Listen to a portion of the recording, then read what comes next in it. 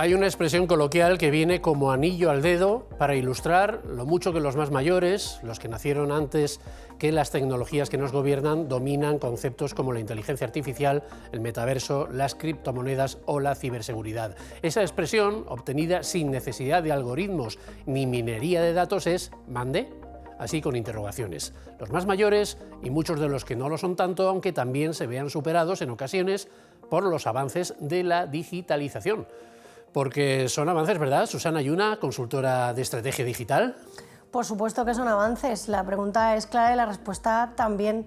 Lo que hay que ver es cómo la adaptamos a la vida de las personas y al devenir de las empresas, porque no todo es válido ni para todas las personas ni para todas las empresas. ¿Son avances o son complicaciones? Ángela Castelló, jefa de desarrollo de negocio de la empresa Streamion. Bueno, desde luego son avances, por supuesto también son complicaciones, ¿no? Pero esto es lo que todo el mundo hacemos, que es resolver esos problemas y complicarnos un poco la vida para poder conseguir cosas mejores. ¿Estamos preparados para tanto avance y tan poca complicación? Paloma Mas, responsable de eventos culturales de Plug and Play. Estamos preparados y debemos de estarlo, porque significan no solo el futuro de la sociedad y de las industrias, sino también el presente, y por eso hay que estar preparados para ello. Y no quedarse atrás, ¿verdad? Juan Carlos de la Vela, CEO y cofundador de InDigital. Totalmente. Los smartphones y las redes de alta velocidad han cambiado el consumo de datos, cómo consumimos la información, y hay que estar al día en todo esto, porque los negocios cambian completamente. Tecnología para tantos, para todos, que vamos a intentar explicar de tal forma que ninguno de nosotros diga nunca más «mande», como si fuéramos tontos, cuando nos hablan de metaverso, inteligencia artificial, blockchain y criptomonedas y ciberseguridad. Que nadie se vaya, que yo estoy tan pez como probablemente algunos de ustedes, no todos, y de aquí no me voy sin tener claro de qué va todo esto.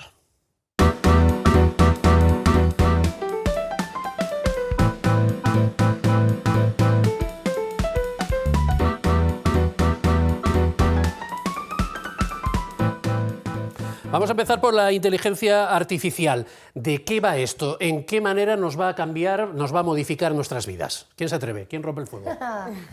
Bueno, yo creo que ya nos la está cambiando, porque llevamos esto en las manos, que hace muchísimas cosas en nuestro día a día que están gobernadas por la inteligencia artificial. Muchísimas de las acciones que hacemos, como pedirle a Siri que nos haga una búsqueda o hacer cualquier consulta, ya está vinculado con la inteligencia artificial. Yo lo que creo que tenemos que bajar un poco estas grandes palabras para que tanto las personas de la calle como las empresas y las pymes entiendan que la inteligencia artificial va a poder ayudarles en muchas de sus tareas diarias y en muchas de sus cosas de la empresa, como por ejemplo automatizar algunas tareas sencillas que ya se está haciendo en muchísimas empresas. ¿La inteligencia artificial vale para cualquier tipo de empresa o hay algunas que tengan que estar más al día en esta cuestión que otras? Bueno, yo desde mi opinión, obviamente, todas aquellas que estén apostando, ¿no?, por esa parte de avance tecnológico, que tengan en su proyecto, que su core, ¿no?, que su negocio sea esa base tecnológica, por supuesto, van a tener que estar más avanzadas, pero esto al final es para todos, ¿no? Estamos viendo cómo muchas empresas se están quedando atrás, no tanto por el negocio, sino por las tecnologías que están empleando. Entonces, en un principio sí, pero al final acabaremos todos inmersos en ese tipo de tecnologías. ¿Cómo podemos explicar para cualquier tipo de persona que pueda estar viéndonos qué es la inteligencia artificial? Mira, te voy a explicar así brevemente en cristiano, que digo Venga, yo, muy bien. y así para que lo entendamos. La inteligencia artificial no es algo muy grandilocuente, no es una tecnología en concreta. Suena tremendo, ¿eh? Suena tremendo. Básicamente, Vicente, yo te voy a poner un ejemplo. Es como si de repente estamos escribiendo un texto, ¿vale? Por ejemplo, una carta a un amigo, y decidimos tener un diccionario a nuestro lado para a lo mejor buscar palabras más interesantes. Y a la vez que tenemos un diccionario, tenemos también otro libro que traduzca a lo mejor a otro idioma para poder hacer también alguna frase en otro idioma. Y a la vez que tenemos estos, tenemos un reloj que nos indica cuánto tiempo vamos a hacer la tarea. Pues imagínate que todo eso lo configuráramos de forma que esa carta, que a lo mejor nosotros nos va a llevar un tiempo escribirla, pensarla y demás, lo hiciera de forma automática, ¿vale? O sea, para entendernos, la inteligencia artificial forma parte de las tecnologías del día a día. Son sistemas que lo que hacen es facilitar y hacer de forma automática tareas muy sencillas que nosotros ahora prácticamente no viviríamos sin ella. Por ejemplo, un ejemplo tan tonto, sí, a que el despertador te suena cada mañana, Vicente. Por desgracia. Por desgracia. Pues imagínate que ahora de repente el móvil nos sugiriera los domingos retrasar un poquito el despertador porque te has dado cuenta que los domingos no trabajamos. Pues eso es la inteligencia artificial. Es simplemente un sistema de tecnología que nos permite facilitarnos la vida a través de una tecnología que entiende cuáles son nuestros sistemas, nuestras costumbres y nuestra personalidad para hacer la vida un poquito más sencilla. ¿La inteligencia natural está preparada para dominar a la inteligencia artificial, Juan Carlos? Yo creo que tenemos que diferenciar un poco entre lo que consumen los usuarios, como los ejemplos que estamos poniendo, y cómo usa la inteligencia artificial las empresas, las grandes empresas que tienen datos, ¿no? Sí. Es decir, está claro que el día a día, a la hora de escribir, a la hora de corregirme un documento, a la hora de proponerme palabras, a la hora de hacerme más fácil cómo redactar un correo o una búsqueda, o cómo el despertador se puede adaptar, eso está muy bien para el usuario final, lógicamente, que es el que va a tratar esos datos y va a tener la inteligencia artificial para mejorar y para hacer más fácil el uso de la tecnología. Y tenemos que diferenciar también cómo hacen el uso de la inteligencia artificial las grandes empresas, ¿no? En ese sentido, las grandes empresas que sobre todo tienen muchos datos, que almacenan datos de visitas, de usuarios, de comportamientos, esas empresas utilizan esos datos para mejorar, para segmentar mejor y tomar decisiones sobre qué de usuarios tienes que hacer en cada momento, ¿no? Es decir, al final les ayuda a que las comunicaciones, a que la toma de decisiones sea más fácil porque tienen multitud de datos que tienen que procesar, que los pueden procesar en la nube o en diferentes sitios donde se procesan los datos. Al final, tú puedes procesarlo en servidores propios o en una nube que compartida, etcétera, y al final estos datos los utiliza para mejorar la toma de decisiones. Es decir, un banco, cómo utiliza la inteligencia artificial para tomar decisiones, para proponerte a ti pues, un crédito o un depósito en función de tus movimientos, de qué estás haciendo y qué está ocurriendo, ¿vale? Es decir, hay que diferenciar muy bien el tipo de empresa, cómo lo utiliza y cómo le va a aportar beneficios para mejorar las ventas. Pues para el profano esto suena a gran empresa, que la inteligencia artificial es una herramienta para las grandes empresas, claro, no tanto para las pymes. No, pero yo te tengo ahí, Vicente, que decir que absolutamente no. La Claro, inteligencia claro. artificial es algo que está en nuestro día a día como personas normales, es decir, no es una grandilocuencia, no es una tecnología que implique miles y millones de euros, o sea, para nada. O sea, es algo que se ha introducido en nuestra vida sin darnos cuenta. Totalmente, o sea, es el autocorrector que tienes en el móvil cuando en vez de evento escribes venta. Es las sugerencias que cuando estás consumiendo redes sociales te hacen de publicidad. Es incluso en el médico los dispositivos que te dicen, oye, cuidado que tienes la tensión un poquito más alta de lo que estás teniendo normalmente. O sea, la inteligencia artificial es algo que lo que pretende no es más que coger todos esos mini datos que va dejando el usuario, las empresas o las grandes empresas en el día a día, sobre todo para hacer decisiones más inteligentes, más sencillas. Por eso se llama inteligencia artificial. Pues me estás dejando el balón botando para hablar de ciberseguridad. Bueno, de ciberseguridad, de qué hacemos con nuestros datos y qué se hace con nuestros datos, aunque luego hablaremos de ciberseguridad, pero esta ya parece una cuestión, no sé si lindando con lo ético, que habrá que vigilar. De todas formas, ya que estábamos con empresas, con pymes, las pymes van a tener para implementar no solo los ejemplos que estamos poniendo ya sobre la mesa, sino algunos más avanzados de inteligencia artificial. Necesitarán de personal, necesitarán contratar personal especializado o con reciclarse un poquito ya vamos bien. Bueno, yo creo que primero van a necesitar un guía o una guía, que es cualquier consultor que les pueda ayudar, sobre todo en saber qué necesidades tiene esa pyme y qué tipo de tecnología de inteligencia artificial puede aplicar dentro de su empresa.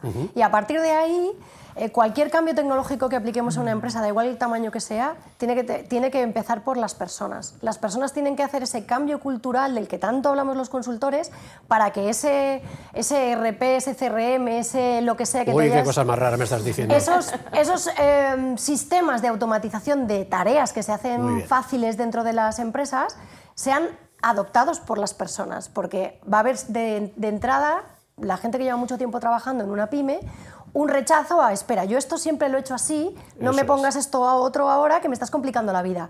El paso final es que esto ayude a determinadas tareas, pero el anterior es que las personas que están dentro de las compañías, de las empresas, de las pymes, de los negocios, hagan ese cambio cultural y formativo para empezar a utilizar estas tecnologías. No hace falta despedir a nadie, simplemente hay que darles la mano para que entiendan cómo funciona y acompañarles en todo el proceso de implementación. ¿Y eso lo estamos haciendo? ¿Lo estamos haciendo bien? ¿Le estamos dando la mano a...? No, vale. No lo estamos haciendo bien. Ya no solo, esa es desde luego mi opinión, ya no solo cuando hablamos de tecnologías más avanzadas, como estas que podemos estar hablando ahora de inteligencia artificial, por ejemplo, sino en la adopción de comportamientos digitales sencillos a la hora, por ejemplo, de saber cómo proteger nuestros datos o cómo comunicarnos digitalmente de manera eficaz. hay muchísimo camino todavía por recorrer porque va muchísimo más rápido la llegada de la tecnología del tiempo que tenemos para ponernos al día. El día a día nos come, no tenemos normalmente ese tiempo de parar y pensar cómo lo podemos hacer, y vamos, desde mi punto de vista, en muchísimas empresas, en muchísimas pymes, corriendo detrás de la tecnología. ¿Estas son tecnologías para jóvenes? ¿Este es país para viejos? No, yo no considero que sea un país para viejos. Yo sí que es verdad que quiero pensar que hay una cosa importante, dos cosas de hecho. Lo primero es que estas tecnologías no pretenden transformar la vida en el sentido de despedir a todo el mundo, que los robots nos dominen. O sea, tenemos que entender que no es una lectura, no es una lectura endemoniada de la vida nos va a controlar, o sea, las máquinas van a controlar la vida, ni Veo mucho que menos. sois humanos, bien, No, esto me tranquiliza. Lo tenemos claro. Y lo segundo que tenemos que tener claro es que yo, por ejemplo, soy de las que miran esta perspectiva de la digitalización de forma positiva, quiero decir.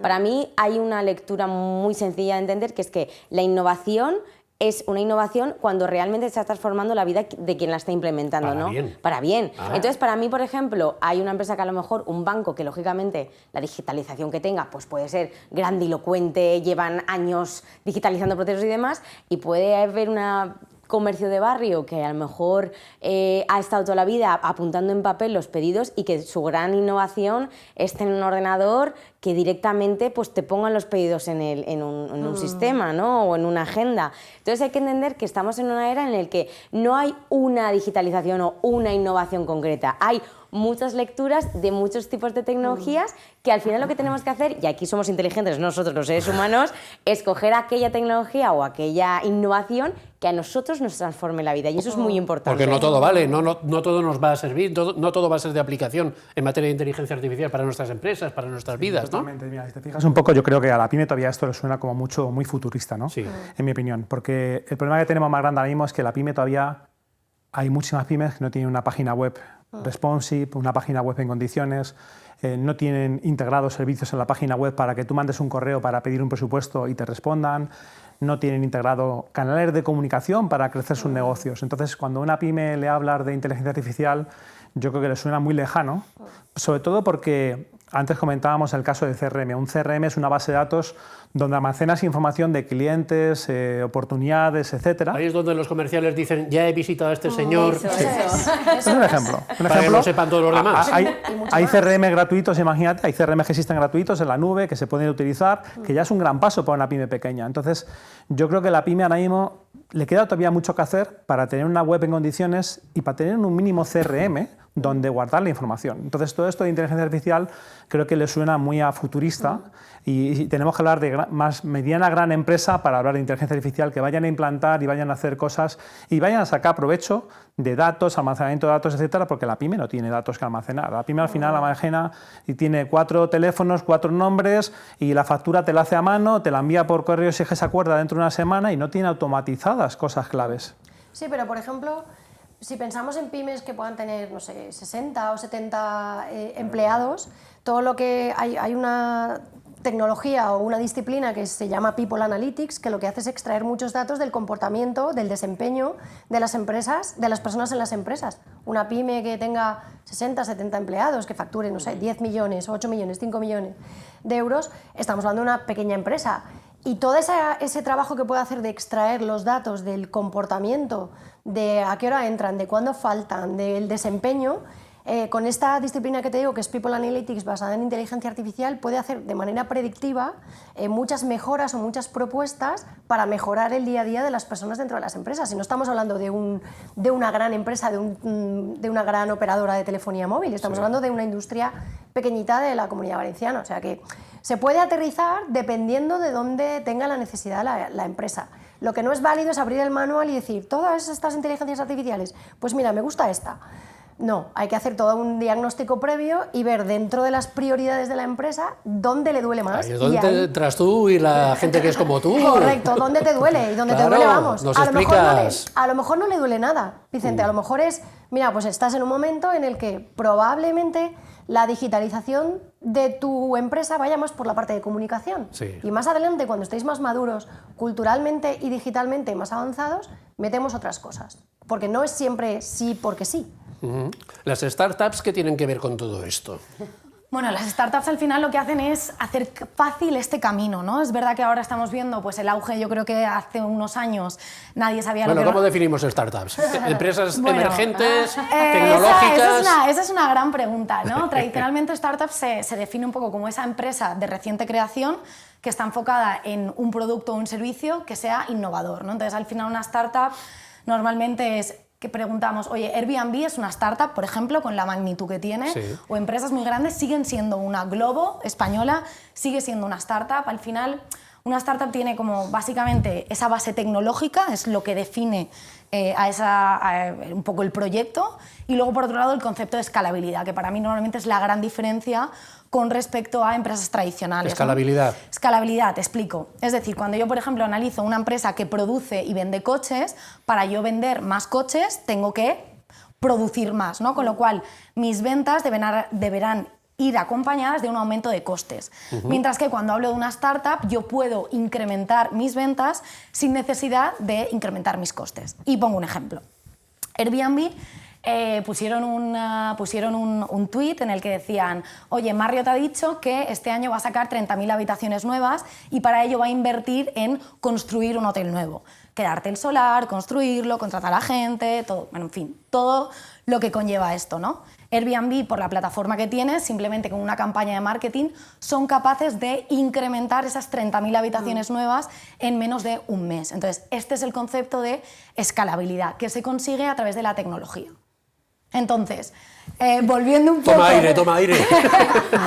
Volviendo un poco a lo que preguntabas, ¿no? Las startups, al final yo creo que las startups son las que van a hacer precisamente la vida fácil y son los grandes aliados con esas pymes a introducirse en todas estas nuevas tecnologías y un poco uniendo lo que decían ellos, ¿no? Si yo ahora me tengo que meter a desarrollar esa inteligencia artificial a lo grande, me voy a meter la primera vez que me nado en un océano. Entonces, es mejor poco a poco, de la mano de distintas empresas, viendo, de acuerdo a esas necesidades que hemos identificado, qué cosas he de ir solucionando. Vale, ¿llegamos tarde? ¿Nuestras empresas llegan tarde? No, para nada. Yo es que de verdad que quiero hacer una lectura de, o sea, por favor, calma y buenos alimentos a todas las empresas y pymes. Yo creo que hemos llegado a un punto en que ya hay una concienciación, que yo creo que es, vamos, impresionante que ya la gente pueda hablar de digitalización, del mundo startup, que la gente entienda ya un poco el lenguaje.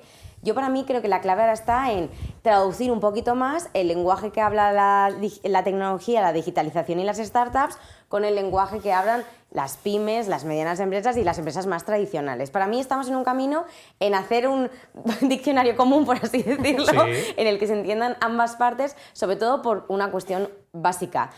Para mí el mundo digital lo que hace es responder ante necesidades actuales y futuras de lo que van a ser las industrias. Y las industrias trabajan el día a día para que las industrias pues, no cesen, no se vayan al garete y sobre todo que existan. Entonces para mí la clave está en que la lectura futurista y la lectura del presente más del día a día se entiendan para que puedan trabajar juntas. Pasar de la sopa de letras al diccionario de términos me parece que es un gran avance para la humanidad y para el hombre y la mujer, como Neil Armstrong en la Luna. De todas formas, vamos a hacer una conexión. Venga, vamos a buscar un ejemplo concreto. Nos ponemos en contacto con Javier Trigueros, que es director de marketing de InfoAvano, una compañía española vinculada con Microsoft, que nació en el 2004 y que tiene el reto de ofrecer soluciones de consultoría tecnológica.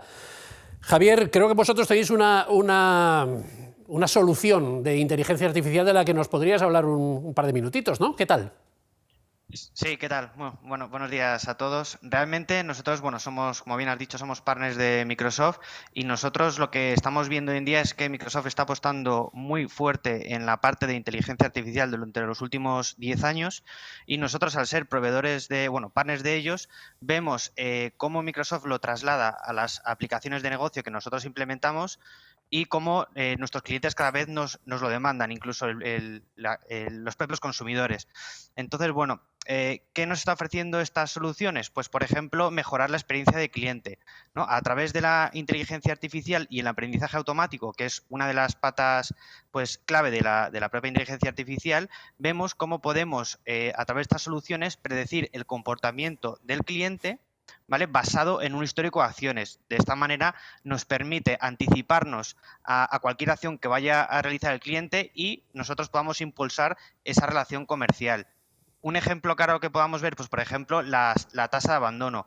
Microsoft ya, por ejemplo, está implantando modelos que están preconstruidos, que realmente requieren muy poco conocimiento técnico, en el que, en base a un histórico de acciones, nos permite discernir qué clientes son aquellos más propensos a abandonar la compañía o dejar de ser nuestros clientes. Y de esta forma nosotros podemos proactivamente reaccionar ante ello y proponer soluciones para, pues, mejorar esas relaciones con el cliente. Y también tenemos otros modelos que pueden ser, por ejemplo, de recomendaciones de productos, en donde, pues, en base a ese histórico de compras del cliente o incluso de otros clientes que comparten mismos patrones con esos otros clientes, pues ofrecerles otra serie de recomendaciones de productos que les podrían interesar.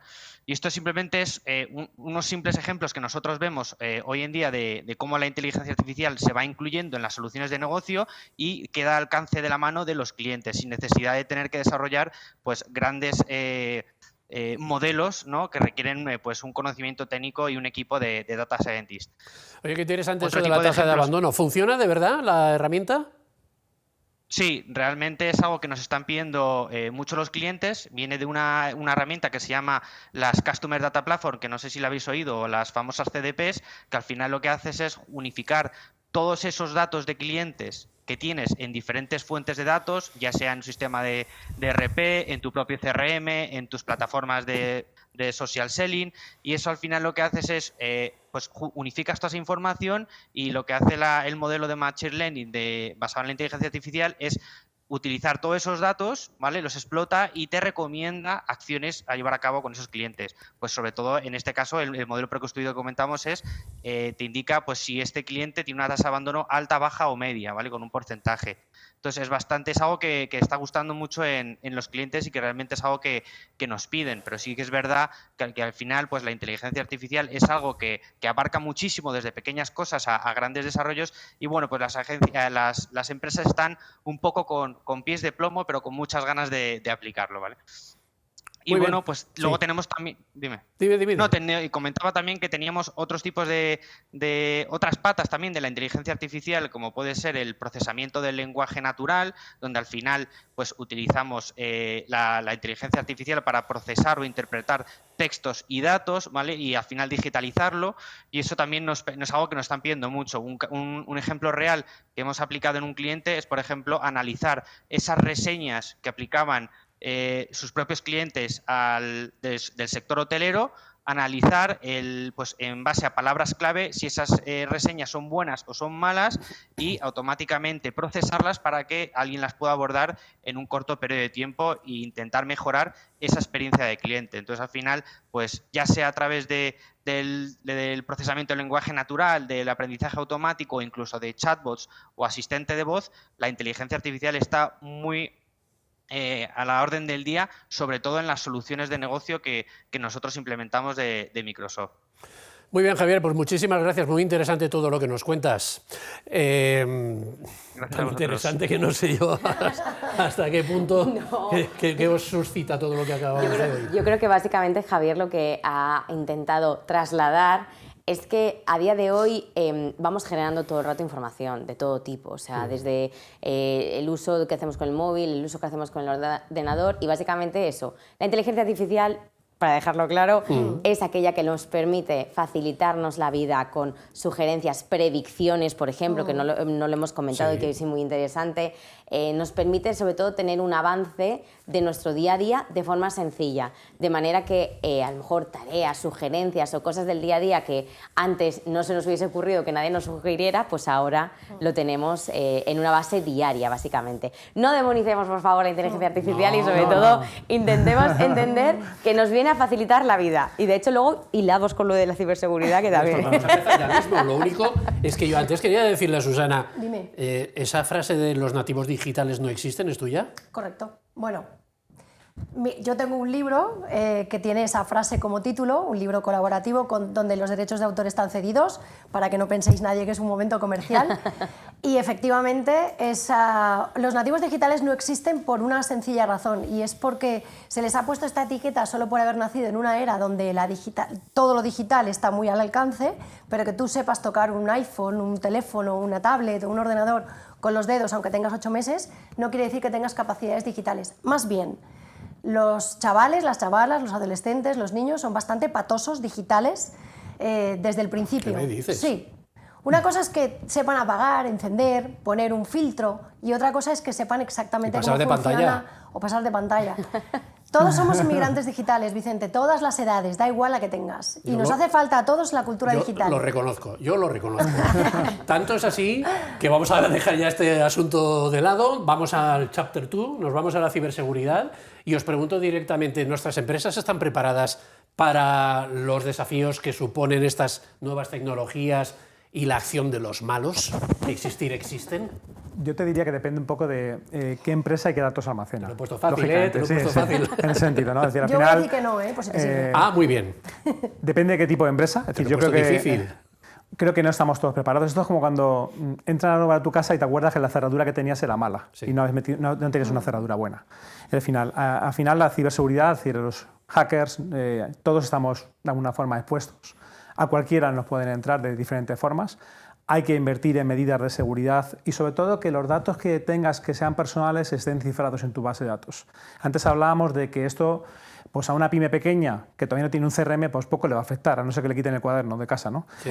A una empresa más grande, según va teniendo datos almacenados, es muy importante que las claves para acceder a los ordenadores no se compartan, estén bien protegidas, tengan un doble factor de autenticación para poder entrar y no tener que exponer tus claves y que sea más difícil entrar. Tienes que tener la información personal, sobre todo, encriptada. Y eso es muy importante. Es decir, al final, nuestros datos personales deben estar encriptados para que si un caco accede a ellos, un hacker accede a ellos, esta información no pueda utilizarla, no pueda ser visible para él y tengamos de alguna forma implantadas ciertas medidas de seguridad en nuestros servidores para que, y estén continuamente actualizándose, para que haya un análisis y haya empresas que se dedican a hacer ese análisis externo, porque hay que invertir en ello. Hay que invertir en ello para que tú tengas tu dato bien protegido. Claro, pero las grandes empresas eso lo tienen fácil. Contratan a expertos en ciberseguridad y lo tienen arregladito, apañadito. Pero las pequeñas, los particulares, esto de las contraseñas y ahora una diferente, y esta que esté más encriptada y que tenga arrobas y que tenga almohadillas y que tenga... qué lío, qué lío. Todas las semanas, hace dos, el caso de los hospitales de la Generalitat Catalana, todas las semanas hay una noticia de un hackeo brutal de un servicio público o de un servicio privado. Está claro que las empresas no están preparadas, da igual que sean pequeñas que grandes, porque hay ejemplos de todos los tipos. Y volvemos un poco a lo que comentábamos antes. Esto tiene que empezar por las personas, porque normalmente, y seguro que estáis de acuerdo conmigo, todos los problemas de ciberseguridad entran por el dedo de alguien, porque alguien le ha dado la tecla que no corresponde. Entonces hace falta mucha formación de base, mucho conocimiento por parte de las personas para que sepan qué es un phishing, dónde no tienen que pulsar, que no compartan determinados enlaces. Luego ya vendrá todo el tema de las contraseñas, que también es muy importante, actualización de navegadores, etc. Pero sobre todo es saber por dónde pueden entrar todas las problemáticas que están teniendo las empresas. Y es porque abres un mail que no corresponde o porque reenvías un enlace que no corresponde. Hay mucho trabajo de base en las pequeñas empresas, en las medianas y en las grandes, de educar a los empleados, a las empleadas, en ciberseguridad básica. Y por eso te digo que las empresas no están preparadas. Porque todas las semanas hay una filtración, todas las semanas hay un problema. El principal problema que le veo ya no es solo ponerse al día, sino estar luego actualizado, ¿no? Porque los malos corren mucho.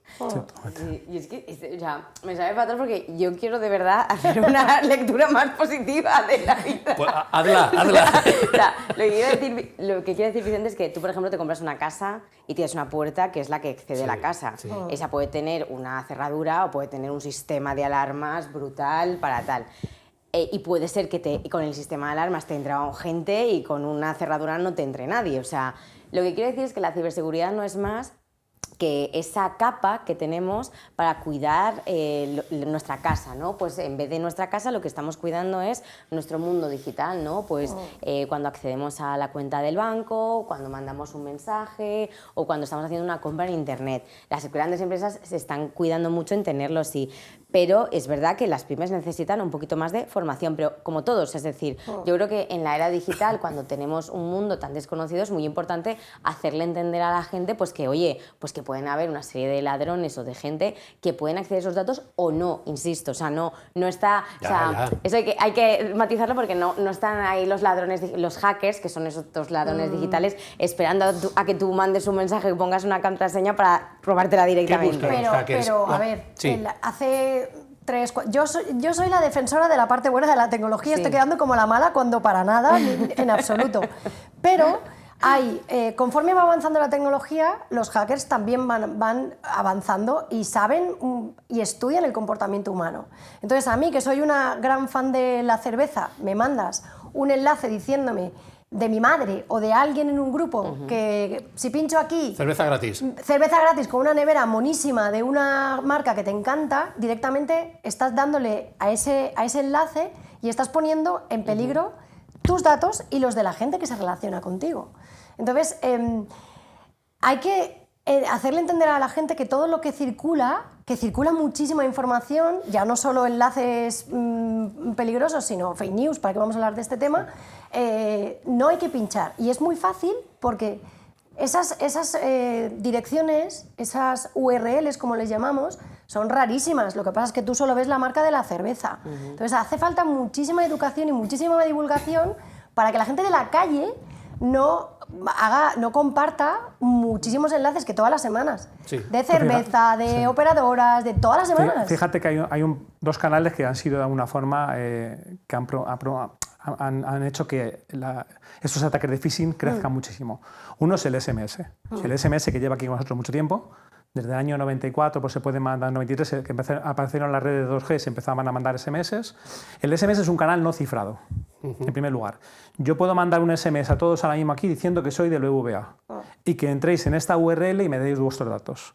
Es decir, la tecnología ha permitido poner el nombre del remitente del SMS, el que tú quieras. Es un alfanumérico y puedes poner... pasarte, identificarte con quien quieras. Puedes engañar más fácilmente con SMS. Puedes engañar, que con... claro, así es. Entonces, ¿qué ha pasado? Que el SMS, imagínate, hay un país en Latinoamérica que acaba de prohibir los SMS para mandar la clave de la OTP Oye, para pues una perdón, compra. Pues perdona que te interrumpa, pero entonces por qué las administraciones, Seguridad Social, por ejemplo, mandan SMS? Porque cuando antes hablamos de avances tecnológicos, todavía ellos mismos no se dan cuenta que el SMS es un canal no cifrado, es un canal no seguro y siguen utilizándolo por no cambiar sus procesos. Pues eso sí que me preocupa que no se den cuenta ellos. Totalmente, pero y fíjate otro canal, fíjate otro canal que está creciendo mucho ahora, la suplantación de identidades, es el WhatsApp. Es decir, yo lo he sufrido en mi propia empresa, hace 2 semanas, un empleado que entra nuevo y de pronto suplanta mi perfil. Cogen mi foto de LinkedIn, ponen mi nombre con otro teléfono y le mandan un WhatsApp al empleado diciéndole que compre tarjetas de iTunes en Apple. El empleado corriendo las compra, le pasa los códigos por WhatsApp a esta persona que se hacía suplantar la identidad por mí, le dice que compre más y en ese momento él va a la tienda de Apple a comprar más y la tienda de Apple le dice, oye, ¿no serás tú fraude? Que está habiendo mucho fraude de este tema. Él me llama a mí y me dice, oye, ¿quiere más tarjetas de verdad? Y yo, ¿de qué me hablas? Automáticamente tuvimos que poner denuncia a la comisaría, suplantación de identidad, es decir, estaba suplantando mi identidad con un teléfono, poniendo mi nombre, mi foto, todo, para suplantar la identidad a través de WhatsApp. Es decir, hay que estar muy vigilantes de con quién nos comunicamos. El WhatsApp es un canal cifrado, fíjate. Y el WhatsApp te permite tener el canal y tener el perfil verificado. Es decir, si yo me estoy comunicando con Mercadona o con Carrefour o con Lidl, que son clientes que nosotros hacemos su WhatsApp, tienes el perfil verificado y tienes un check verde que te confirma que esa empresa con la que te estás comunicando es la que dice ser. Si el perfil no está verificado, no te fíes de la empresa. Esto me está sonando a lo de Elon Musk con Twitter, con los perfiles verificados. Bueno, y eso me da para otra está lectura sonando a diferente. eso, pero... Pues imagínate el problema que hay. Imagínate. Total, que hay que ser muy cautelosos con lo que nos llega y sobre todo tener un escrito firmado por tu madre diciendo que no te va a mandar nada, ¿no? Por lo menos, por lo menos. Es verdad que tanto los niños como los adolescentes y las personas mayores tienen menos acceso por distintos motivos a este tipo de información y es más fácil que hagan virales este tipo de cosas. Entonces, al final, toda esta era de digitalización tiene que venir de la mano de una digitalización de la ciudadanía y se van dando muchos pasos desde las administraciones y también desde las empresas privadas para facilitar esto, pero como decía antes, va muy rápido y no vamos un poco intentando cogerlo. Entonces, simplemente cautela, no es miedo, es cautela, que cuando te mandan un enlace que te da cierta sospecha, jolines, no pinches y pregúntale a alguien que creas que conoce, ¿este enlace tú lo pincharías o no? Y probablemente la respuesta sea que no. Te voy a echar... Vicente, perdona, simplemente pido sentido común. O sea, Claro, quiero decir, claro, o sea, el al menos final, común de los sentidos, claro, sí. o sea, lo que quiero Claro. decir es que la tecnología no tenemos que dejar de utilizarla por miedo a que nos vayan a robar todo el dinero Por del banco. supuesto que no. O sea, al final la cuestión de aquí se trata en ser conscientes y ser coherentes. Está claro que una empresa no te va a regalar 100.000 euros porque le des clic a un enlace. O sea, lo que hay que tener es sentido común a la hora de hacer las cosas como lo haríamos en la calle. Quiero decir, yo soy de la generación de los 90 y me acuerdo que mi madre, una cosa que me decía es no le cojas caramelos a los desconocidos en la calle. Pues un poco lo mismo en la era digital. O sea, entender que hay un lenguaje, entender que hay unos sistemas, pero no tenemos que radicalizarnos y decir si un sistema es peligroso o no hay que utilizarlo. Lo que hay que tener es coherencia. Y ya está, O sea, Vicente. que los que viene con el truco o trato si le cogemos los caramelos. Eso sí, ¿no? Sí, es muy americano. Bueno, dejadme que busquemos un ejemplo de una gran empresa valenciana, además, que es Ernostrum. Tenemos contacto con Agustín Ares, que es el jefe de sistemas. Agustín, buenos días. Vosotros creo que estáis fomentando cursos sobre ciberseguridad para vuestros empleados, ¿no? Sí, bueno, como ya habéis dicho, se nos cuelan por cualquier lado, intentan acceder por todos los medios posibles, por el SMS, por el correo, por el WhatsApp. Entonces, los ciberdelincuentes saben perfectamente que es más fácil engañar a una persona que engañar a una máquina, perdón. Entonces, ¿qué es lo que tenemos que hacer? Pues tenemos que concienciar. Nosotros lo que hacemos son cursos de concienciación periódicos para todos los empleados, para un personal de oficina, para un piloto, una azafata, un mecánico.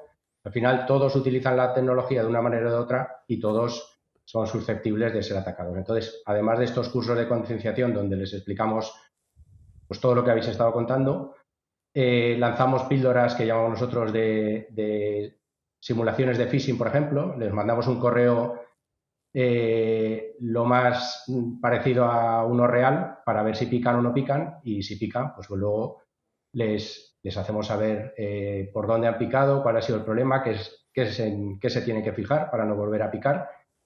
Y bueno, pues esto lo tenemos que hacer constantemente, tenemos que tener los sistemas siempre actualizados, porque un sistema desactualizado es mucho más vulnerable. Les explicamos a los empleados que pues, aquí no se pueden instalar software porque no tienen los permisos para hacerlo, pero en su casa tienen que tener cuidado con lo que se instalan. Los móviles pues siempre los tienen que tener actualizados para tener protegidas las últimas vulnerabilidades que pueda haber. Y bueno, y esto es una tarea de día a día, de no parar, de tener todo actualizado, de concienciar a la gente para que lo haga también en su vida personal. Y bueno, pues intentar que no nos ataquen o si nos atacan que estemos bien defendidos para que no se nos cuele. Sobre todo eso, que si nos atacan sepamos, bueno, que los daños sean los mínimos posibles. Vosotros estos cursos los dirigís a la faceta profesional de los empleados, también a la personal. Sí, los cursos, bueno, unos los hacemos desde hace ya años en formato de sesiones online.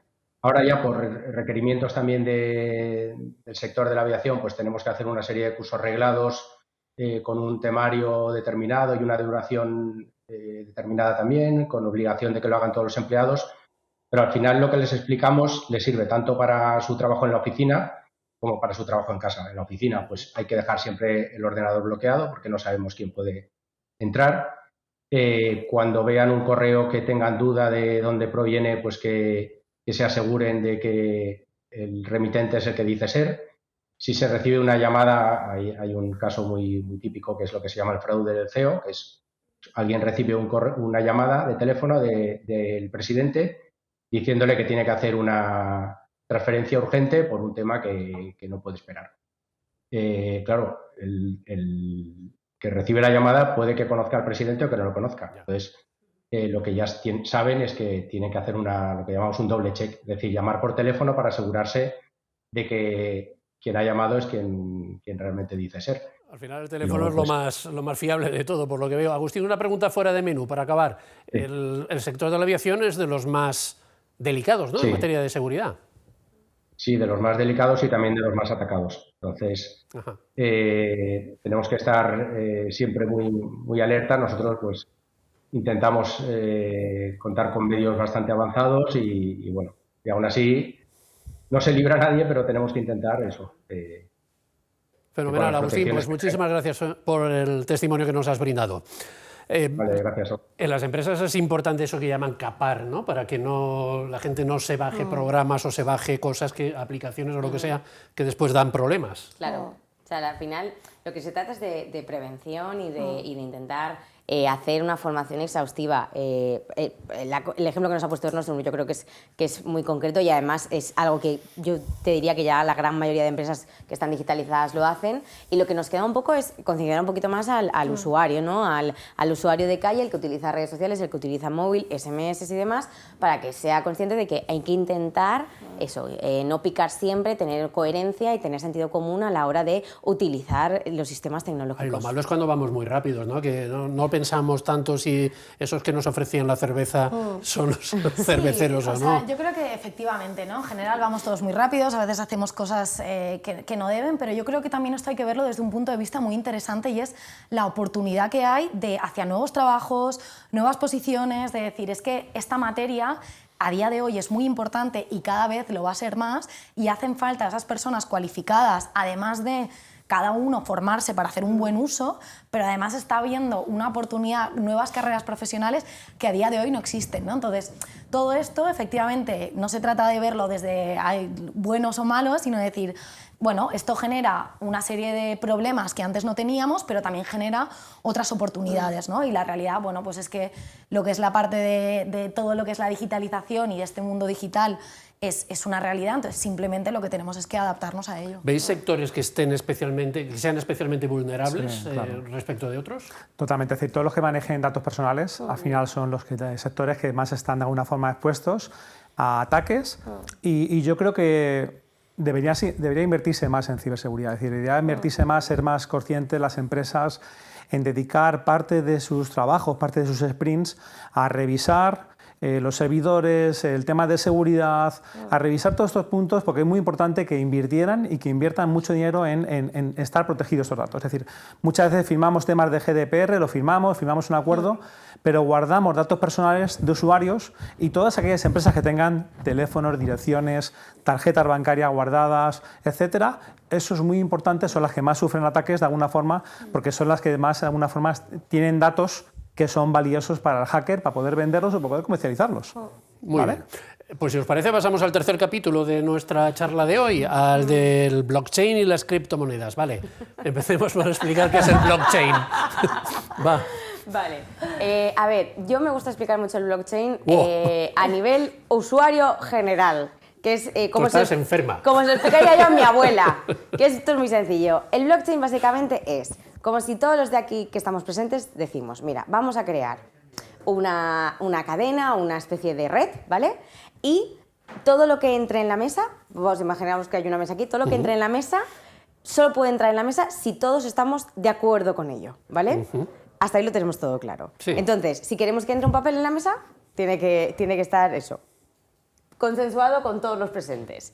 El blockchain es eso llevado a una escala muy grande. Es un sistema que se supone que está totalmente cifrado por una serie de activos que lo que permiten es tener una mayor seguridad a la hora de gestionar pues, datos, información o tecnología, ¿vale? Entonces se dice que todas aquellas tecnologías que estén cifradas con blockchain o que tengan blockchain dentro de sus activos son mucho más seguras porque tienen esa red de seguridad que es mucho más potente, ¿no? Porque no salen activos o entran activos a no ser de que el blockchain o la mesa de los presentes estemos de acuerdo en ello. ¿Y eso cómo se hace? ¿Eso en cristiano cómo se come eso? Pues eso se come de manera que ha habido una serie de industrias o sectores que lo han adaptado de forma muy sencilla por el sistema que implica, ¿no? ¿Pero eso qué tienes que hacer? ¿Contactar con una empresa? No, no. Explícamelo para tontos. Explícamelo para tontos. O sea, no es un sistema, no es una empresa que se encargue de blockchain ni nada, es simplemente un sistema de cifrado. Entonces, los unos ceros llevan al que pueda tener acceso cualquiera a ese sistema de cifrado. No, hombre, no. O sea, el blockchain... O sea, Ángela en su casa no puede acceder a... Yo quiero aplicar el blockchain a mi empresa.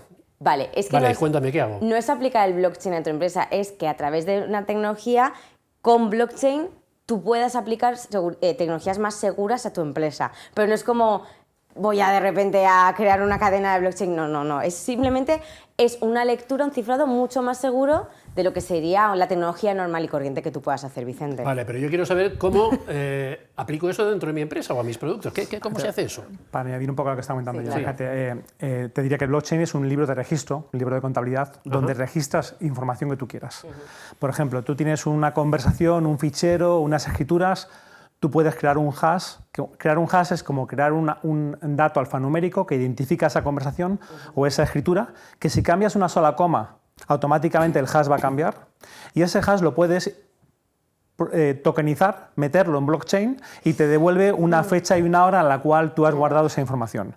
¿Esto qué significa? Es como ir al notario, ¿vale? Es notarizar cierta información donde tú guardas y digas, ¿cómo la aplicas a tu empresa? Como tú decías, yo voy a guardar cierta información, ciertos contratos, los puedo guardar en blockchain para decir que ese contrato existió, que ese acuerdo existió y que hay una fecha y una hora determinada en la cual se registró en el blockchain. Me permite recuperarlo en cualquier momento en el futuro y voy a poder identificar que ese contrato tuvo ese contenido en un futuro. Por lo tanto, es una especie de notario, libro de contabilidad que te permite guardar toda la información y trazabilidad de toda la información y te permite comprar monedas, NFTs, que luego hablaremos de ello, es decir, todo lo que te permite alrededor hacer el blockchain de compartir información y guardarla. No te creas que te voy a pasar por alto lo del token, pero bueno, eso Te ahora. has metido tú en ese jardín. Ya no sé si... Yo hace tiempo compartí una noticia que me gustó mucho cómo estaba explicada porque incluso a los que nos dedicamos a esto hay determinados conceptos que como son poco tangibles nos cuestan de explicar. Bueno, pues yo creo que fue hace 2 años una empresa norteamericana aplicó blockchain para hacer la trazabilidad de los pavos que se iban a comer en Acción de Gracias los americanos. Entonces, de manera que cuando te llegaba a casa el pavo, tú, accediendo a la blockchain, que venía en un código QR, podías ver toda la trazabilidad desde que el pavo había sido criado en la granja, quién lo había trasladado, quién lo había llevado al supermercado y hasta que había llegado a tu casa. Y cuando blockchain, terminas eso, el pavo está frío ya. Vale, cuando todos los datos de la trazabilidad de ese pavo que ha llegado a la mesa están anclados, porque están unidos por lo que se llama una cadena de bloques, quiere decir que nadie ha podido corromper la información final que te está dando del pavo que te estás comiendo. Ya. ¿Sabes? ¿Dónde ha nacido? ¿Qué ha comido? ¿Quién lo ha trasladado? ¿Cuánto tiempo ha estado refrigerado? ¿Qué supermercado lo ha tenido hasta que tú lo has comprado? Para que alguien pudiera modificar eso, habría que hacer lo que estaba diciendo antes Paloma. Sí. Ponerse de acuerdo entre todos los proveedores que de manera voluntaria han entrado dentro de ese blockchain para que se pudiera cambiar alguno de los Como componentes. eso es muy difícil, Entonces, pues eso es es la garantía, correcto. ¿no? Claro, Correcto. eso es prácticamente imposible y de hecho a eso se une con otra de las grandes características del blockchain, que es la parte de la descentralización. Es decir, a día de hoy vivimos en un mundo centralizado donde pues, las empresas que veíamos antes de ciberseguridad tienen datos. Tenemos a estados, tenemos a los bancos, tenemos a distintas empresas, distintos agentes que son quienes son poseedores de todo ese contenido. Un poco estas nuevas tecnologías, el blockchain, la web 3.0, etcétera, lo que está planteando es una descentralización donde todo esté reflejado por esta cadena de bloques que hemos visto, ¿no? Y porque cada paso quede cifrado. Todo eso está ahí, entonces de forma que toda la información ya no la tiene una empresa o un agente, O un sino gobierno. sino que es común, ¿no? Y entonces entramos un poco en la fase de empoderamiento del usuario, que es bueno, lo que vamos a ver o lo que vamos a vivir estos próximos años, que bueno, desde mi punto de vista creo que va a ser la gran revolución tecnológica. En el País Vasco a las villas, a las casas unifamiliares les llaman toki. Y había un escritor famoso, un escritor español famoso, que se compró una villa allí y le puso de nombre Toki el timbre. Lo de token suena a token a la puerta y a ver qué pasa, pero no, es algo, yo he hecho los deberes, ¿eh? La tokenización es el proceso de reemplazar datos confidenciales con símbolos de identificación únicos que retienen toda la información esencial sobre los datos sin comprometer su seguridad. ¿Qué nos queda por explicar? Vicente lo has explicado fenomenal. Pues que lo digas tú en cristiano, lo que nos falta es que lo digas tú en cristiano. No, a ver, básicamente la tokenización no es más que...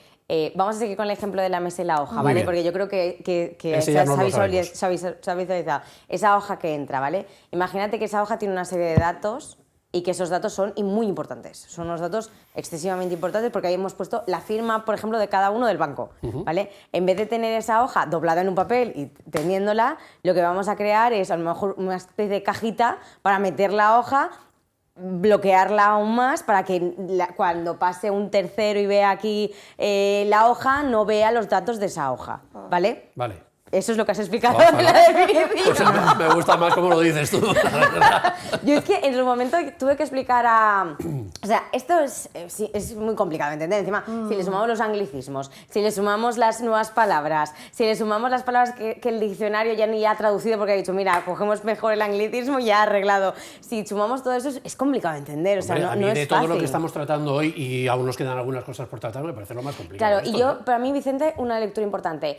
También es verdad que la tecnología aprovecha este fenómeno de masas para también, digamos, echarse un poquito como de visibilidad a nivel de utilizar muchos vocablos que la gente no entiende para parecer que aún es más grandilocuente lo que está haciendo, todo se ha dicho. Entonces, por ejemplo, el blockchain es el gran ejemplo de ello. O sea, es decir, parece que ahora si una tecnología no lleva blockchain, no es una gran tecnología, ¿no? Es una tecnología mediana, que no está bien segura, no está bien encriptada, que es otro vocablo de los que utilizamos mucho, que es encriptada, es que las capas no están bien colocadas para poder acceder a ella.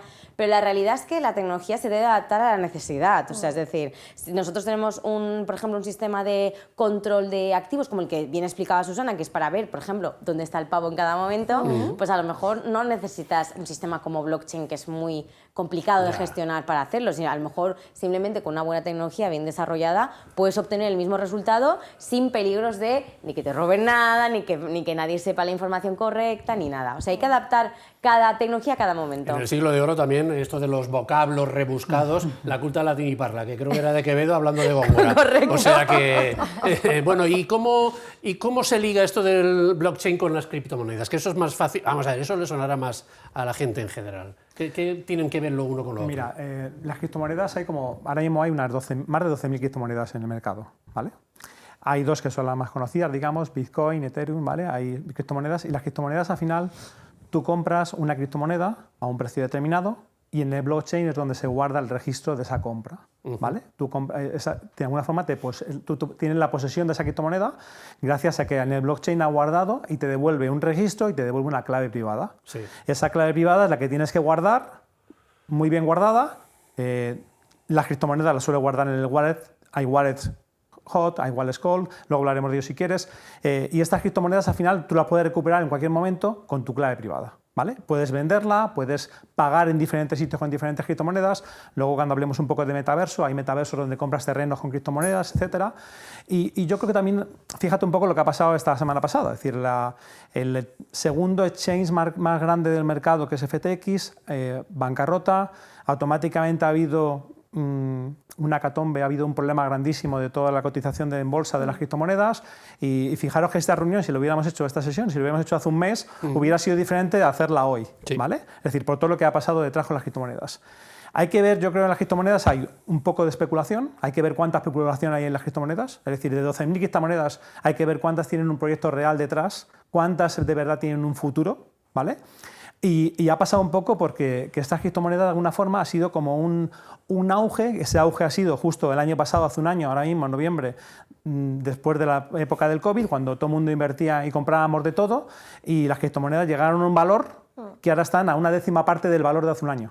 Imagínate, es decir, la bolsa puede haber caído un 10, un 20%, pero es que hay criptomonedas que han caído a una décima parte de valor del valor de hace un año.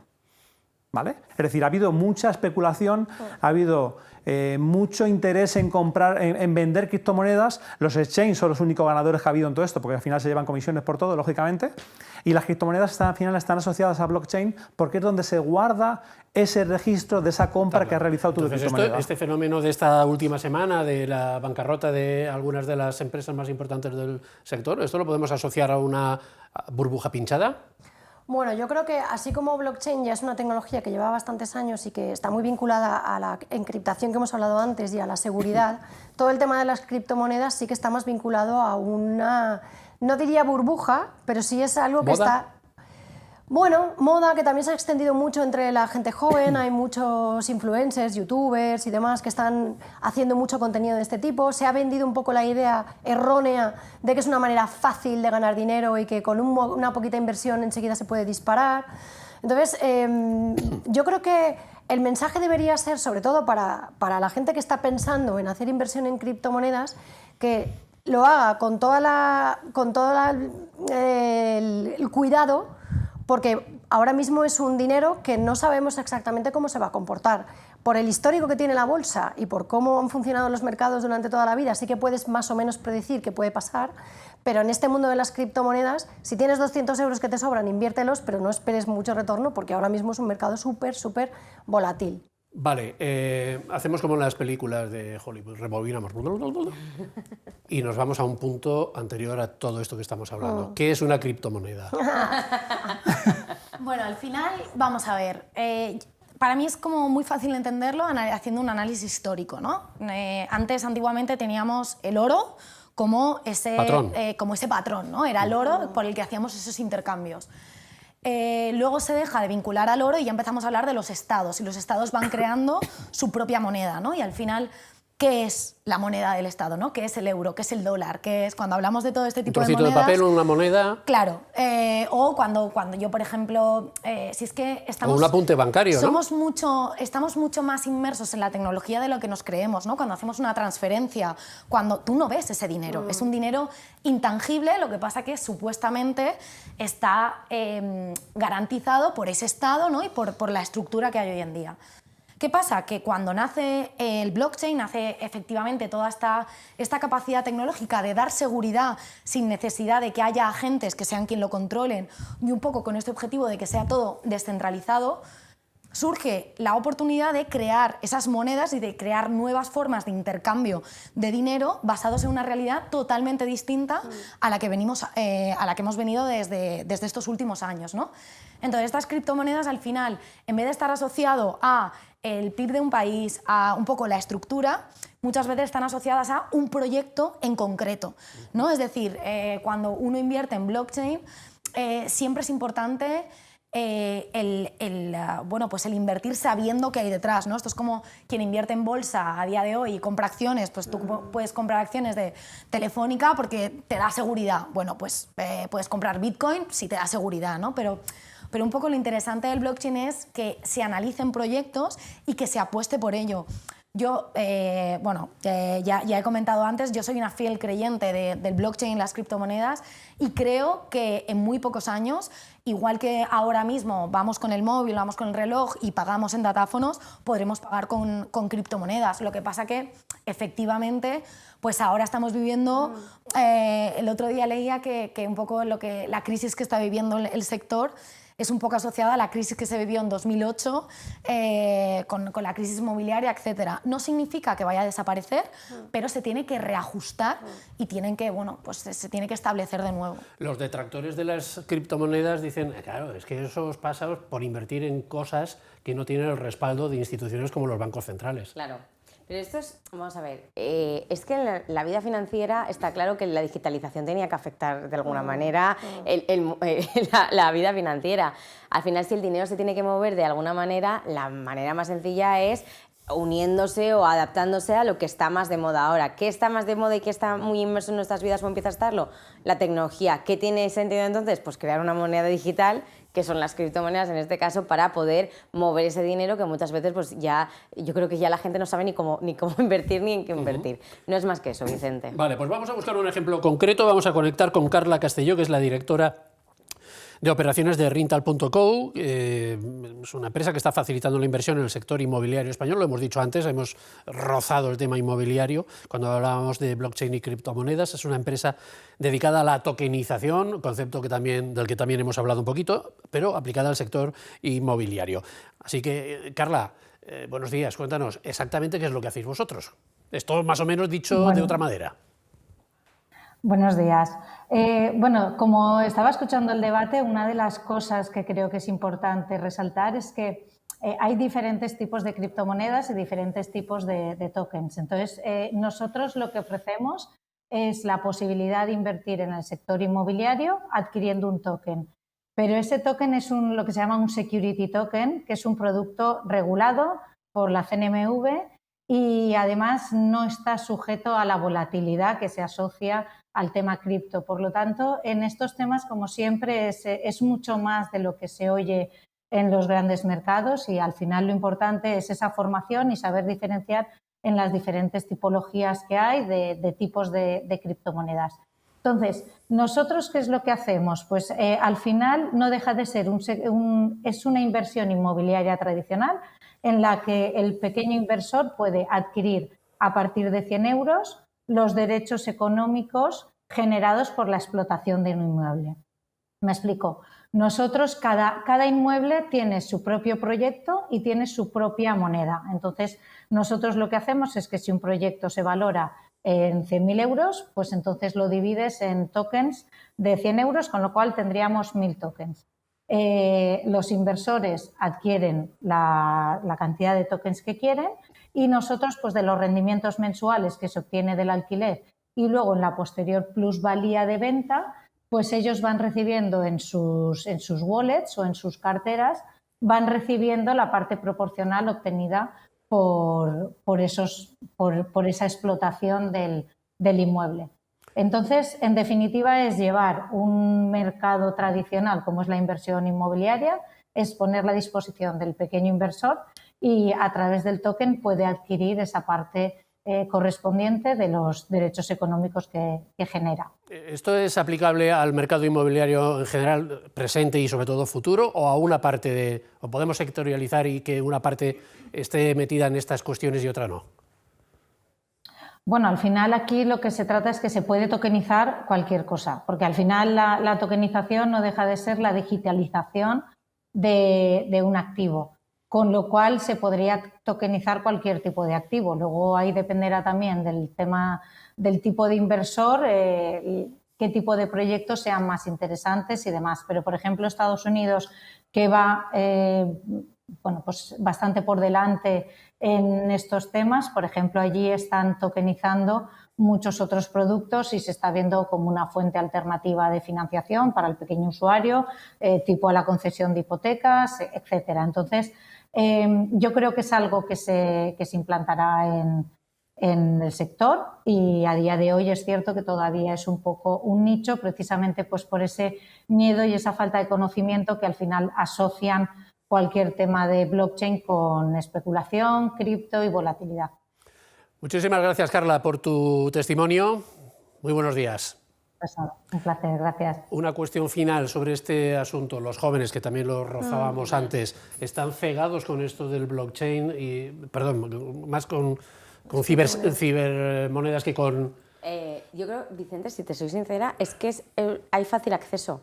Sí. Entonces, en unas personas que utilizan una media de 8 horas el móvil y que tienen acceso a conexiones de redes sociales, es más sencillo que ir a un banco e intentar pedir un crédito, creo yo.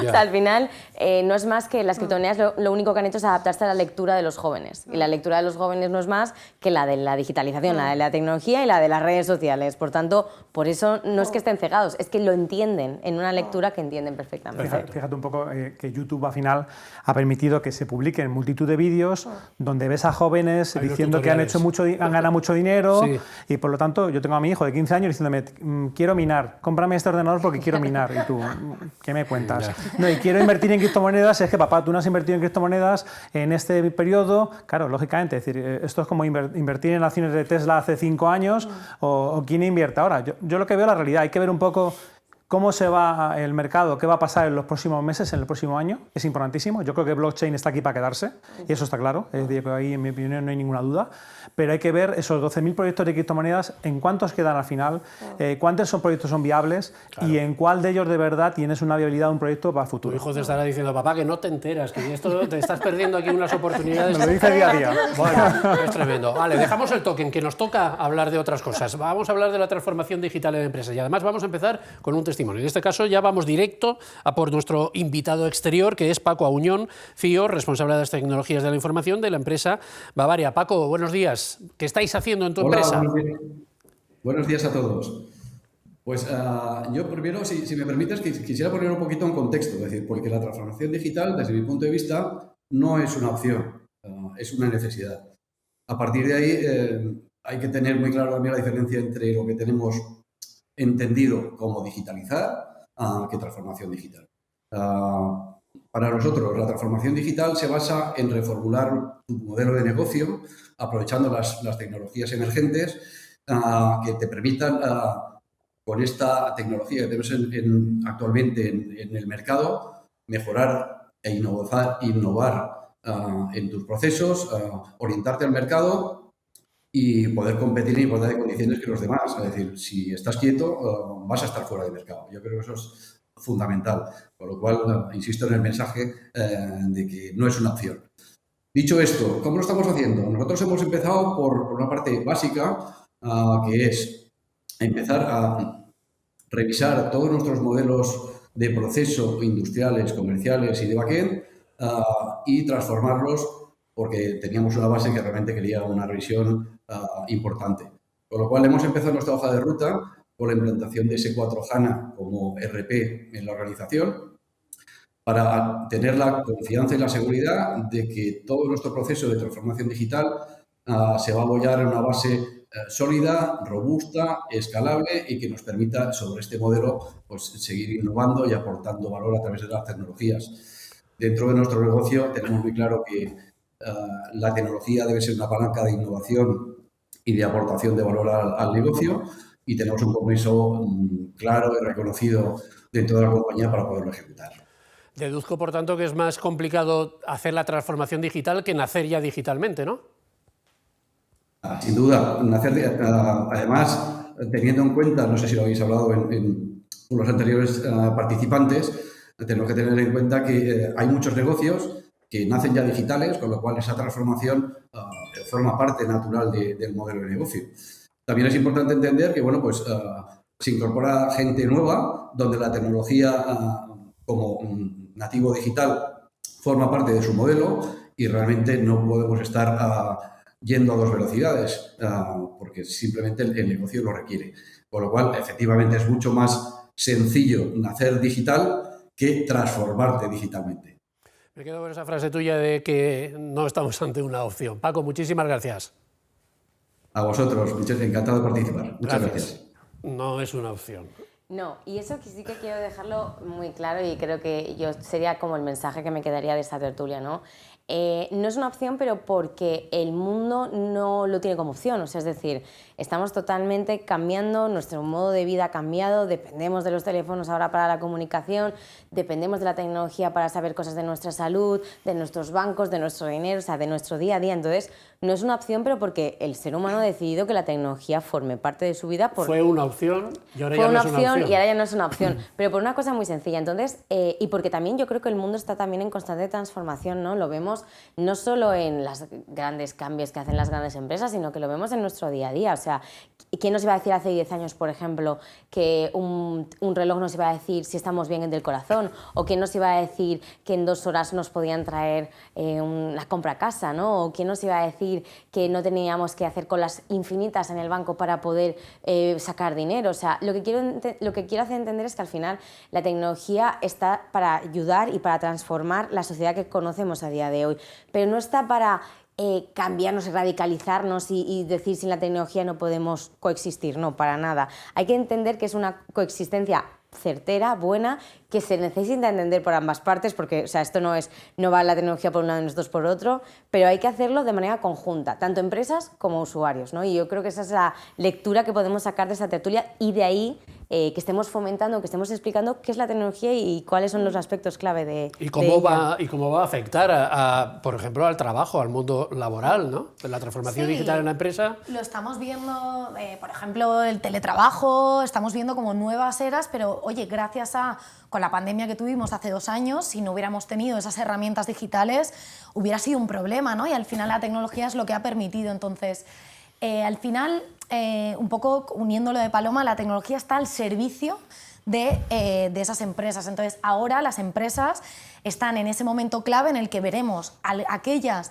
que se sepan adaptar, sepan cambiar procesos y asuman ese cambio cultural, cómo van a poder tener nuevas proyecciones, nuevas posibilidades, etcétera, y aquellas que no lo hagan, pues lamentablemente veremos cómo cada vez van a ir a menos Y bueno, esto al final será un poco esa ley universal, ¿no? la que haga que unas crezcan y otras, por el contrario, o lamentablemente tengan que cerrar. A mí me gustaría apuntar algo que creo que es importante, y es que obviamente aplicar tecnología a las empresas es positivo siempre y cuando tengamos claro cuál es el problema. Quiero decir, si tenemos un problema de ventas o tenemos un problema de gestión de personas o tenemos cualquier tipo de problema, solo por digitalizarlo no vamos a conseguir que ese problema se resuelva. Y muchas veces encontramos muchas empresas que aplican digitalización de procesos o de alguno de los objetivos que quieran alcanzar directamente metiendo una tecnología sin haber hecho sobre el papel realmente cuál es el problema que se tiene, ¿no? Entonces, digitalización y transformación digital, por supuesto, pero teniendo muy claro que si tienes un problema y lo digitalizas, vas a tener un problema digitalizado, pero no vas a solventar el problema, y eso es importante. Hay que tener en cuenta el problema y el objetivo, claro. Claro. Fíjate un poco, dentro de unas semanas es el Black Friday, ¿no? El Black Friday es el momento de más ventas que hay, y sobre todo en sitios digitales, ¿no? Es decir, una empresa que venda online pues tiene que tener el e-commerce bien preparado para soportar todas estas ventas digitales que va a haber en los próximos días. Y también las empresas tienen que adaptarse a los nuevos canales de comunicación. Es algo que nosotros evidentemente hemos trabajado mucho en eso, oye, no vale que mandes 30 correos al mes, porque la gente ya no abre el correo a lo mejor. Es decir, tienes un problema grande que cuando te transformas digitalmente tienes que entender qué canales de comunicación quiere el cliente, cómo comunicarte tú con tus clientes, por qué canales, y ahí está la inteligencia artificial para decirte, oye, a este cliente envíale por WhatsApp, a este otro por email y envíaselo a las 8 de la mañana, y este otro los abre a las 12 de la tarde, a las 12 de mediodía. Es decir, depende de la persona, vas a poder tener que comunicar con diferentes canales digitales y tienes que ayudar a la empresa a esa transformación. Y como decíamos antes, no es que sea una opción, es decir, si no lo tomas como opción, si no lo haces, lógicamente en unos años tu negocio estará abajo, ¿no? Es decir, y tenemos muchos ejemplos de cómo ha cambiado todo, ¿no? Entonces, es una opción si quieres, es decir, no puedes mirar a otro lado por la transformación digital, porque entonces tu negocio dentro de 2 años o 3 seguramente no existirás en ese sentido, ¿no? Yo no lo haría tanto, yo no lo interpretaría tanto como que no existirá, pero yo creo que sí no estar adaptado a las circunstancias de tus nuevos clientes, de tu industria y demás. O sea, insisto que no es una cuestión de que o te digitalizas o mueres. Yo creo que es una cuestión más de entender que si el ser humano está transformándose y el mundo está transformándose por las circunstancias que estamos viviendo, y creo que este año, desde el 20, estamos viviendo muchas circunstancias que están cambiando en el mundo. Te lo creo. Yo creo que no es tanto una cuestión de cambiar o morir, sino una cuestión de que el cliente que tengas de aquí a 5 años va a pensar de otra manera distinta, y el que de aquí a 10 años va a pensar aún más. O sea, hace 30 años, ¿quién se imaginaba que ser climáticamente sostenible era una cosa súper importante para la empresa? O hace 25 años, ¿quién se imaginaba que la seguridad de los datos que pasabas iba a ser clave, ¿no? O sea, yo creo que el cambio de mundo está haciendo que también las empresas sean conscientes de la necesidad del cambio. Pero insisto, ya no es por una cuestión de morir, que muchas veces va a pasar, sino es una cuestión de responsabilidad social, de decir, oye, yo necesito adaptarme al mundo que existe a día de hoy. Y ya ha pasado la digitalización de ser una pura necesidad a ser una cuestión de adaptabilidad de la sociedad de hoy en día. O sea, yo creo que hay que mirarlo desde esa perspectiva. Pero te pongo un ejemplo, imagínate. A la hora de buscar, España es un país de pymes, ¿vale? A la hora de buscar un fontanero, un electricista, cuando buscamos un servicio, algo que necesitamos para nuestra casa, por ejemplo, llegamos a Google Maps, buscamos, y muchas veces esas empresas no están en Google Maps, no tienen un teléfono de contacto, mandas un correo y no te responden. Es decir, hay tanto que hacer en ese sentido de digitalización. Sí. No tienen una página web donde te den confianza de sus servicios y te pongan foto de los servicios que hacen. Yo creo que la pyme en España necesita dar esos pequeños pasos para transformarse, para tener una web en condiciones, para tener presencia y para decir, oye, yo tengo que estar en Google Maps porque sí o sí, todos ahora utilizamos Google Maps para saber cuánto va a tardar. Es decir, yo esta mañana para coger el AVE lo primero que he hecho es mirar Google Maps, voy a tardar 18 minutos desde casa. Y si me pusiera que tardo 30, hubiera corrido más para no perder el AVE, lógicamente. Claro. Y se ha convertido en una herramienta clave para nosotros. Veo que tú usas la inteligencia artificial, me has adivinado, me has leído el pensamiento, porque te iba a decir, esto está todo conectado al final, todo lo que estamos hablando está súper conectado. Y entonces yo reformulo una pregunta que ya he hecho en un segmento anterior. ¿Todo tipo de empresas están llamadas a la transformación digital? ¿Y todo el tipo de empresas está haciendo esta carrera por la transformación digital en las mismas condiciones y a unas velocidades similares? Si atendemos a la frase que tanto se utiliza, que es esa de poner al cliente en el centro, tanto cliente externo como interno, la respuesta es sí. el cliente, como lo estaba explicando muy bien Paloma, ese cliente que ahora está en generaciones más jóvenes se va a ir incorporando ya no solo al mercado laboral, sino va a tener esa capacidad y ese poder adquisitivo para hacer sus compras. Su manera de relacionarse en un porcentaje muy alto va a ser digital. Pero no solo eso, sino que la parte final de la sociedad, por decirlo así, lo que se conoce ahora como la Silver Economy o la economía plateada, que empieza según el estándar europeo en los 50, está demostrando que está muy digitalizada, que tienen un poder adquisitivo muy alto y que se quieren relacionar también con los comercios y con las empresas de manera digital. Por lo tanto, si ponemos al cliente en el centro, ya sea joven, de las generaciones Z, Y o obviamente las del medio seguro, y las más mayores, la interacción con las marcas, con las organizaciones, con las empresas, con los negocios, con los comercios, probablemente la primera sea digital, a lo mejor la segunda y la tercera ya sea física. Entonces necesitas facilitar desde tu negocio, desde tu comercio, desde tu empresa, esa conexión para que esa primera sea digital y las siguientes sean físicas. ¿Qué problemas tiene la transformación digital? ¿Qué problemas son los más difíciles de salvar? Yo creo, fíjate, creo que el principal problema es un tema cultural. Es un tema de aceptar el cambio y para qué es el cambio. Porque ¿Resistencia al cambio? Sí, sobre todo en la pyme, ¿no? Yo creo que cuando quitas esa barrera y tienes la suples, ¿no? Bueno, vale, ¿qué necesito? Quizá mi problema esté en que yo soy una fábrica, entonces quizá tenga que digitalizar procesos industriales. Si soy un e-commerce, tengo que... O sea, es decir, cada empresa tendrá su punto distinto, pero normalmente lo que nos encontramos, yo creo que en España es esto ha sido así toda la vida, este mercado ha funcionado siempre así y esto es lo que vale, ¿no?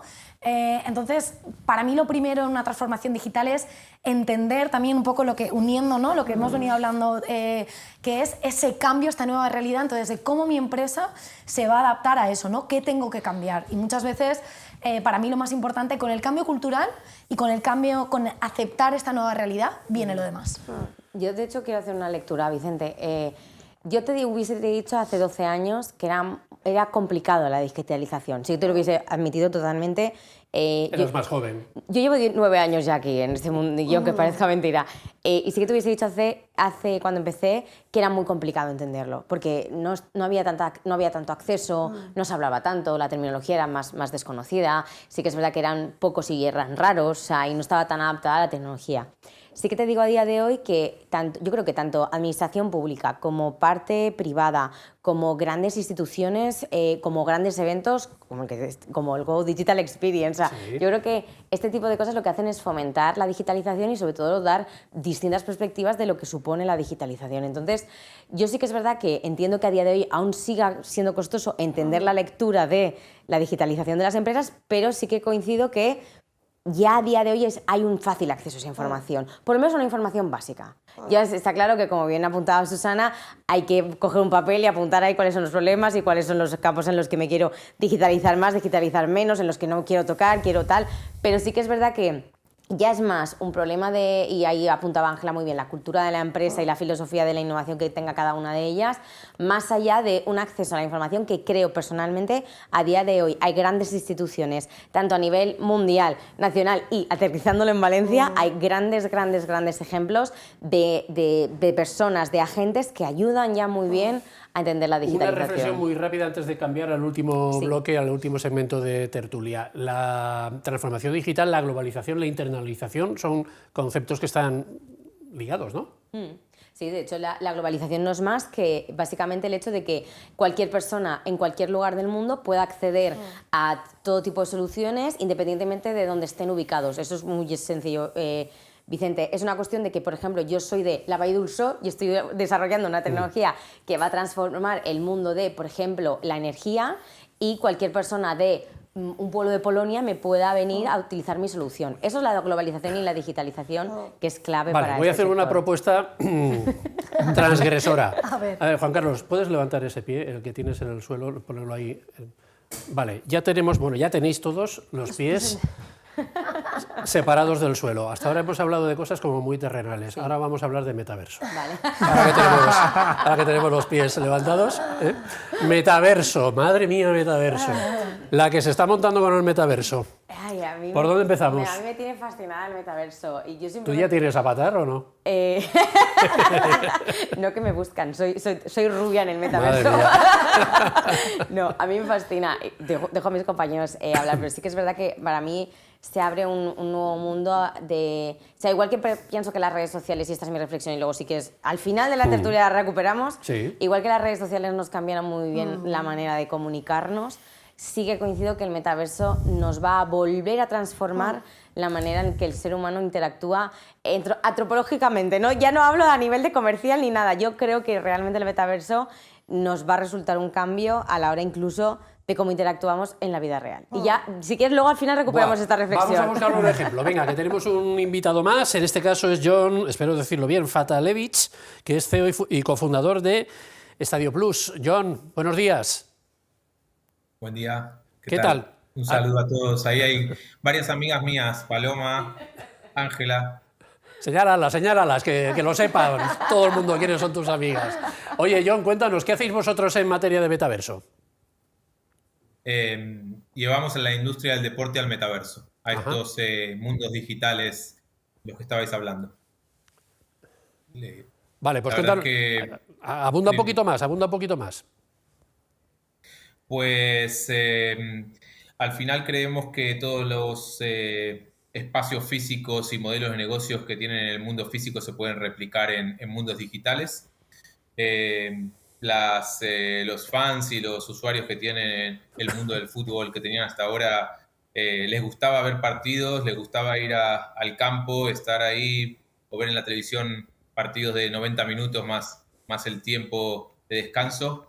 Las nuevas generaciones no les gusta, las nuevas generaciones quieren otro tipo de experiencias, mucho más cortas, mucho más de gamificación, de jugar, y les creamos espacios a los grandes equipos y a las grandes ligas en mundos virtuales para que, bueno, en el caso de la industria del deporte tengan nuevas formas de interactuar con los fans y también para que tengan nuevos modelos de negocio.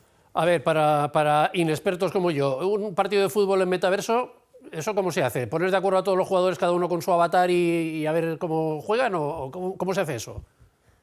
Depende. Creo que algo bastante sencillo de explicar es que hasta ahora, si vos querés ir a ver un partido de fútbol, tenés que ir al campo o lo ves en la tele.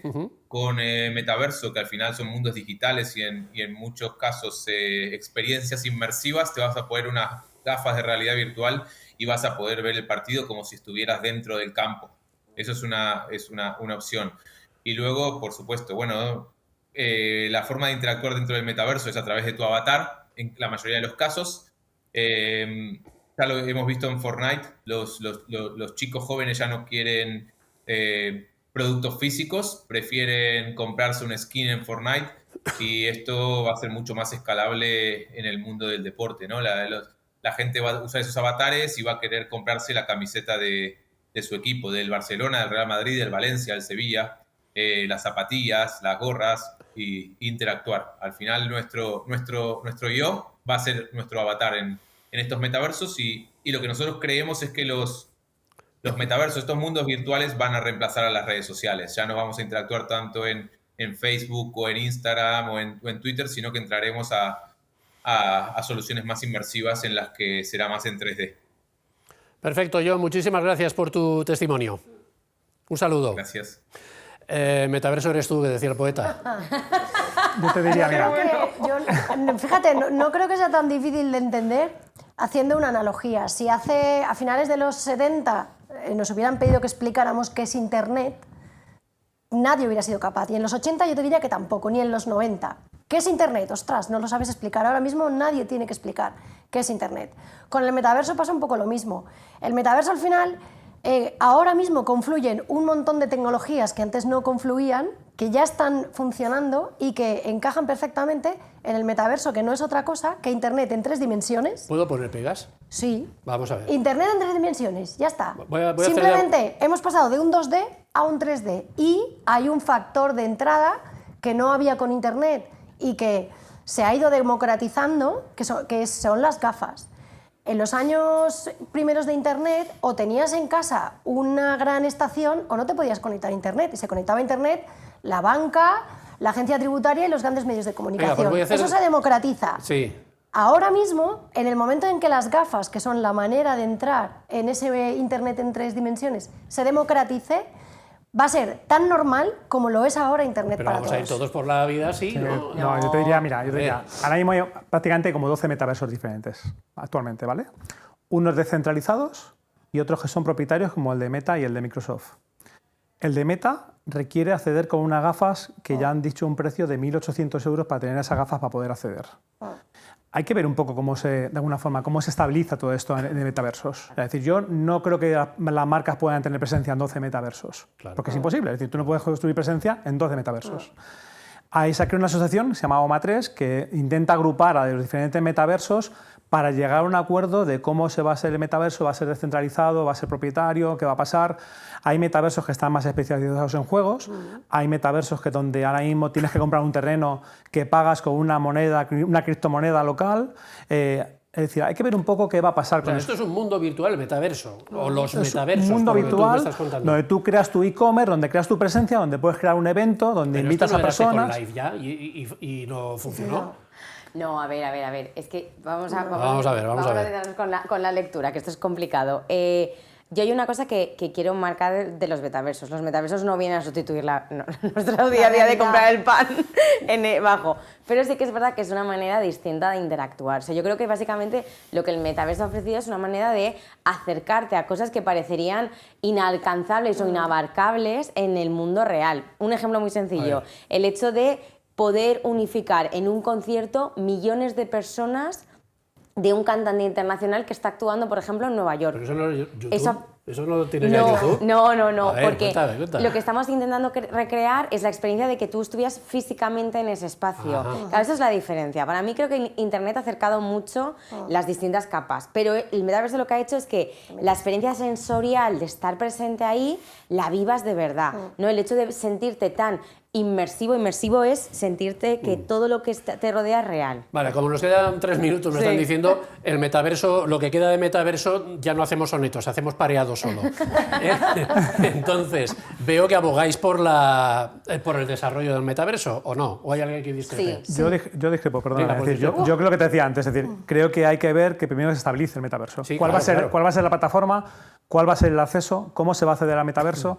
Yo creo que hay que estar atento al metaverso. Sí creo en el metaverso, pero tienes que de alguna forma tener claro si va a haber un único metaverso, va a haber interoperabilidad entre los diferentes metaversos. Hay metaversos, yo ayer estuve jugando con algunos, de alguna forma participando, que tienes que bajarte un usuario local, un software local a tu ordenador para poder entrar, otros que no te requieren ningún software local, otros que te requieren tener un wallet para poder entrar, otros que te requieren las gafas para poder entrar. Es decir, yo creo que hay que poner un poco de orden. ¿Tienen realismo suficiente los metaversos? Esto quiero decir, ¿el avatar tuyo se mueve así o...? Está en ello. Mejorando. Está en crecimiento y luego yo creo que a mí el ejemplo que ha puesto John me gusta mucho porque igual que a día de hoy todo el mundo, o casi todo el mundo tiene Instagram, tiene Twitter, tienes distintas redes sociales y muchas veces te toca crearte una cuenta nueva, crearte no sé qué, el metaverso veremos a ver qué pasa, ¿no? Pero se abre ese mundo de posibilidades donde básicamente no es dejamos de interactuar y dejamos de ser humanos, no, va a haber una forma de, igual que ahora hacemos con las redes sociales o con otras interacciones que hacemos con Internet, el hacerlo de forma como si estuviéramos presentes en ellas. Vale. Súper rápido, Vicente. Te voy a dar el mejor ejemplo del metaverso para que lo puedas entender. Vale. El metaverso nos va a permitir hacer cosas como que tú, con tu avatar digital, te compres la ciudad de las artes y las ciencias y que ese dinero, por ejemplo, invertido en el mundo metaverso, sirva para remodelar y, por ejemplo, mejorar la ciudad de las artes y las ciencias de real. Y luego emito entradas, os invito a vosotros todas con blockchain. Correcto. Que ya lo tenemos todo arreglado. Y lo arreglamos. Oye, la última cosa, y esto de Meta, del Zuckerberg que está ahí despidiendo gente, ¿todo esto es síntoma de qué? Es síntoma de que el metaverso se va a la porra o de que estamos en plena transformación. Fíjate un poco, sus propias declaraciones dicen que el metaverso hay que retrasarlo un poco. Sí, claro. Hay decir, él mismo ha puesto freno un poco a las expectativas que había él. Estaba es decir, estaba de alguna forma, llámalo sobreespeculado, llámalo como quieras, es decir, al final era algo, pues como te decía antes, acceder al metaverso de Meta con una gafa de 1.800 euros, yo no lo veo todavía de alguna forma de uso popular en todas las familias. Decir que los teléfonos están cerca y no veo yo mucho rechazo de la gente a la hora de comprarse un teléfono. Sí, yo no lo veo tan pero lejos. Acuérdate que Apple tiene una penetración pequeña comparado con los smartphones Android, y los smartphones Android cuestan 200 euros. Es decir, yo creo que que está aquí para quedarse el metaverso, pero hay que esperar a ver cómo sucede y cómo evoluciona. Pues la próxima tertulia la hacemos en el metaverso. Susana, Paloma, Ángela, Juan Carlos, muchísimas gracias a los 4. Yo creo que de aquí salimos ya, yo por lo menos, con un poco más de inteligencia artificial que me hace falta, más empoderado con el blockchain, más ciberseguro y encima, pues eso, recitando poesía. Gracias a los 4 por vuestra participación y a todos ustedes, muchísimas gracias también.